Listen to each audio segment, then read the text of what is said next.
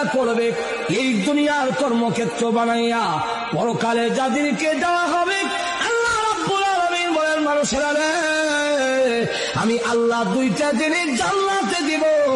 এক নম্বর হলো স্বাস্থ্যের কোনো সমস্যা নাই, আর তোমার ডায়াবেটিস থাকবে না, তোমার বহুমূত্র থাকবে দূরের কথা, বেশি বেশি তুমি পেশাব করতা, ইটা থাকবে দূরের কথা, তোমার কিন্তু আর মুতই থাকতো না, মুত উঠে যাবে, পায়খানা নাই, সবগুলো হজম হয়ে যাবে, গ্যাফুর দিলে শেষ হয়ে যাবে, স্বাস্থ্যগত দিক থেকে কোনো দুর্বলতা নাই।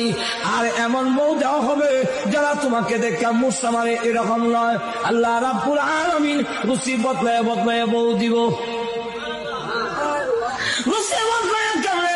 বাগানের ভিতরে যাবে, গিয়া দেখবে বড় আপেল গাছের মধ্যে লটকে রয়েছে, বড়ই হইল। আল্লাহর নবী বলেন এক একটা বড়ই বড় বড় মটকার মতো।